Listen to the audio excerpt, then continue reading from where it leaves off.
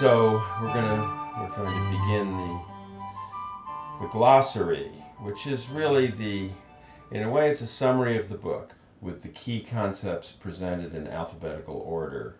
So it may be that this is a useful way of, in a way, as I say, summarizing the whole book through the main ideas that are described briefly in alphabetical order in the book. Okay. Epistemology. This word means either the study of knowledge or the theory of knowledge, and addresses the question of how we know what we know about ourselves and the world.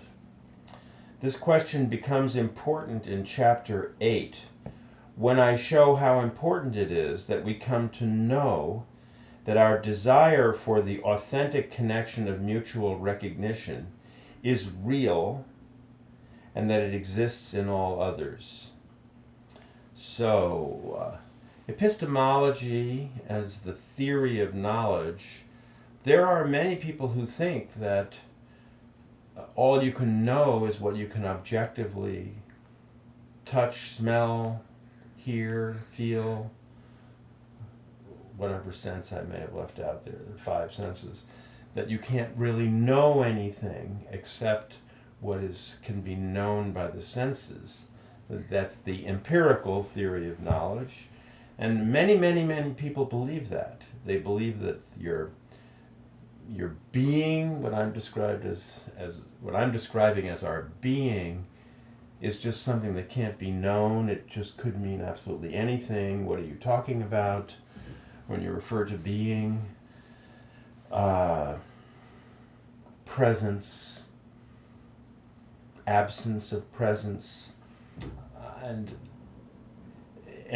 epistemology refers to, in philosophy, to what your theory of knowledge is and the study of the theory of knowledge. So a key idea of this book is it's too narrow an epistemology, a theory of knowledge, to think only what you can touch is something that you can say is real. Because the entire terrain of our existence is real and can be known, although you can't see it, touch it, or feel it. It's invisible, except as a radiant energy that's almost palpable. Probably is measurable, we know that.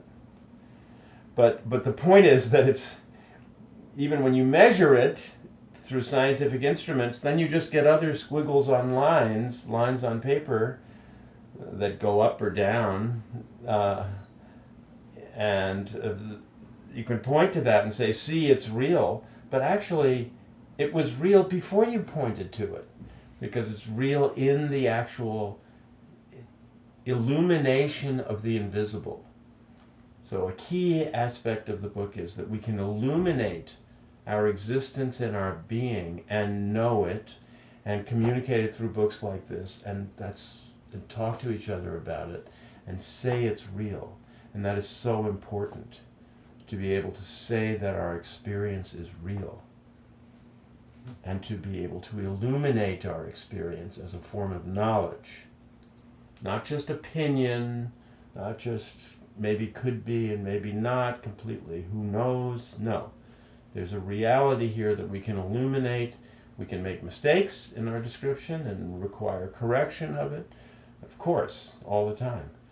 But that work of illumination is a key aspect of our knowledge of the world. And epistemology, or your theory of knowledge, has to be big enough to allow that to count as a way of knowing the world. Illumination of experience and of being itself as we live it, which is social being. I'm thinking of like building metaphors, but is that the right way of looking at it? That epistemology is talking about like the foundation of the knowledge system or something like that? Yes, the foundation of the knowledge system. You can use a building metaphor, but you're using a metaphor because it's helpful to use something you can touch or feel, but what we're really doing is you're really trying to help communicate something that is lived, felt, experienced, invisible, and can be known nonetheless. Indirectly through metaphor, indirectly through language, but evoked through language. It's a reality that's evoked through language. It's not named, it's evoked. It's evoked by bringing into visibility, in reflection, something that we know is true as we live it in reality.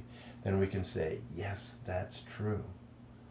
That's really important, to be able to know certain things are true, not just matters of opinion. Having said that, that doesn't mean there's a dogmatic aspect to that description. Always has to be open to question, someone saying, no, I don't really think it's like that, it's more like this. And it's through that process of mutual illumination that we together can come to know what's happening in our world. And that knowledge and the production of that knowledge just that way is real, is valid, is worthwhile work. And it doesn't come to an end, so we're not going to finish the encyclopedia and then close the book and then that's the end of it. We know everything. That's not how it works. It's a continual unfolding of our awareness that we make known to each other through illuminating it together. That's the kind of epistemology that this book is based on. Okay.